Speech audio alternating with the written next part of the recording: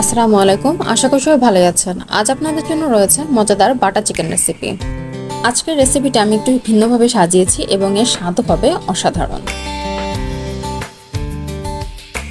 Butter চিকেনের জন্য প্রথমে আমি বোনলেস চিকেন নিয়ে নিয়েছি। এখানে আমি চিকেনের ব্রেস্ট পিস নিয়েছি 3 পিস এবং এগুলোকে আমি ছোট ছোট টুকরো টুকরো করে কেটে নেব।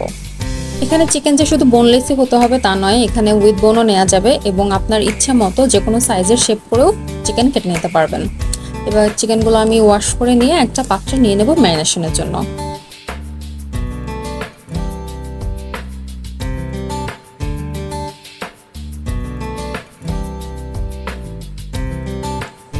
ম্যারিনেশনের জন্য প্রথমে আমি দিয়ে দেবো স্বাদমতো লবণ, এরপর দিয়ে দেবো জিরার পাউডার এবং লাল মরিচের পাউডার। লাল মরিচের পরিবর্তে কাশ্মীরি মরিচটাও ব্যবহার করতে পারেন, সেটা ব্যবহার করলে আর ফুড কালারটা ব্যবহার করা লাগবে না। আমি যেহেতু নর্মাল লাল মরিচটা ব্যবহার করেছি, আমি ফুড কালার ইউজ করেছি। এবং আমি নিয়ে নিচ্ছি টক দই। এবার আমি মশলাগুলো চিকেনের সাথে ভালো করে মাখিয়ে নেব। আমি লেবু রস দিতে ভুলে গিয়েছিলাম, তাই আমি লেবু রসটা এখন অ্যাড করছি। লেবু রসটা অ্যাড করে আমি চিকেনটা আবার ভালো করে মাখিয়ে এটা ম্যারিনেশনের জন্য রেখে দেবো। 1 থেকে 2 ঘন্টা এনাফ, বেশি করলেও কোনো সমস্যা নেই, তবে 1 ঘন্টা করতেই হবে মাস্ট। এবার আমি টমেটো সস তৈরি করে নেব। এই জন্য আমার দরকার হবে লাল টমেটো। এখানে আমি 2টো টমেটো নিয়েছি, আমার চিকেনের জন্য দ্যাটস এনাফ, তাই আমি অল্প করে নিয়েছি। এবং টমেটোগুলো এরকম ছোটো ছোটো পিস পিস করে কেটে নিয়ে এটা আমি ব্লেন্ড করে নেব।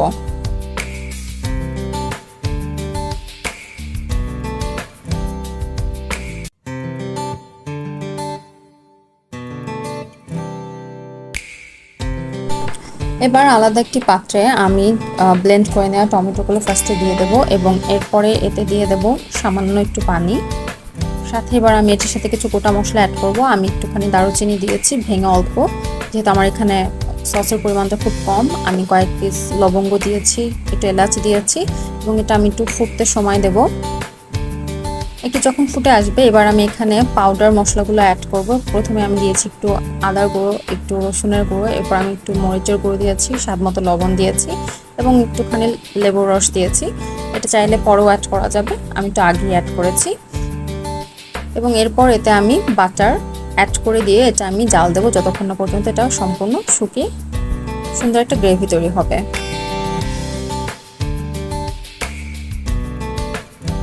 ঠিক এরকম থিকনেস আসার পর আমি সসটা নামিয়ে নেব এবং এটা আমি ছেঁকে নেব।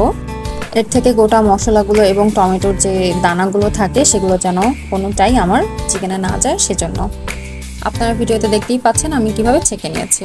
এরপর আরেকটি কুকারে আমি 3 স্লাইস অর্থাৎ 6 টেবিল চামচ পরিমাণ বাটার নিয়ে নেব। বাটারটা গরম হয়ে আসার পর এতে আমি চিকেনগুলো দিয়ে দেব এবং চিকেনগুলো একদম ভাজা ভাজা হয়ে আসা পর্যন্ত আমি কুক করব।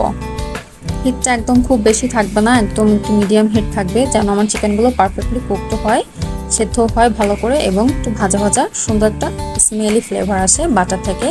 এজন্য খুব মিডিয়াম আঁচে কুক করতে হবে। আমি এখানে একটুখানি পাউডার বাটার চিকেন মশলাটা ব্যবহার করেছি, আমি 2 টেবিল চামচ পরিমাণ দিয়েছি। এখানে এটা খুব ম্যান্ডেটরি না, চাইলে আপনারা অ্যাভয়েড করতে পারেন, তবে এটাতে খুব সুন্দর একটা ফ্লেভার আসছিল, আমি তাই একটা অ্যাড করেছি। আমার চিকেন এই পর্যায়ে কুক এবং এটা আমি নামিয়ে নেব। নামিয়ে অন্য একটি পাত্রে রেখে দেবো এবং এবার আমি যেটা তৈরি করব সেটা হচ্ছে আমার বাটার চিকেনের জন্য ক্রিম। ক্রিম বাটার চিকেনের অন্যতম একটা অংশ। এটা আমি চেষ্টা করেছি একটু নিজের হাতে তৈরি করে নিতে। আপনারা চাইলে বাজারজাতটাও ব্যবহার করতে পারেন, তবে এটাও ট্রাই করে দেখতে পারেন, এটাও কিন্তু অসাধারণ হয়েছিল। তো ক্রিম তৈরি করার জন্য আমি নিয়ে নিয়েছি 1 কাপ পরিমাণ পানি। আমি 3 টেবিল চামচ পরিমাণ গুঁড়ো দুধ দিয়েছি, 2 টেবিল চামচ পরিমাণ কর্নফ্লাওয়ার এখানে অ্যাড করেছি এবং 1 টেবিল চামচ পরিমাণ বাটার দিয়েছি এবং এটা খুব লো হিটে কুক করতে হবে, কন্টিনিউয়াসলি নাড়তে হবে এরকম ক্রিমি ভাব আসা পর্যন্ত। লাস্ট পার্টে আমি আবার একটি কুকারে আমি আমার টমেটো সস যে তৈরি করে রাখা ছিল সেটা দিয়ে দেবো। এটা গরম হয়ে আসলে আমি এখানে একটুখানি পেস্তা বাদাম অ্যাড করেছি।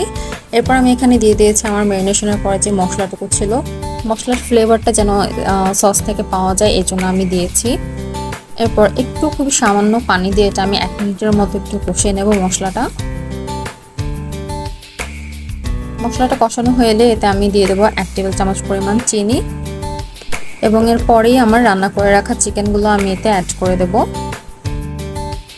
সসের সাথে চিকেনটা মেশানোর পর আমি এটা জাস্ট 5 মিনিটের জন্য কুক করব। এটা খুব ভালো মতো সস এবং চিকেনটা মেশার জন্য, কারণ আমার অলরেডি এখানে সসটাও কুক এবং চিকেনটাও কুক, তাই খুব বেশি সময় এখানে প্রয়োজন হবে না। 5 মিনিট পর দেখতেই পাচ্ছেন কিরকম সুন্দর একটা লুক চলে এসছে এবং এই পর্যায়ে এসে আমি এখানে ক্রিম ইউজ করব। ক্রিমটা অ্যাড করার পর চিকেনের সাথে একটু ভালোভাবে মিশিয়ে দেবো এবং চিকেন এবং ক্রিমটা ভালোভাবে মিশে যাওয়ার জন্য আমি আর জাস্ট 2 মিনিটের মতো কুক করব। এরপর আমি এটা নামিয়ে নেব।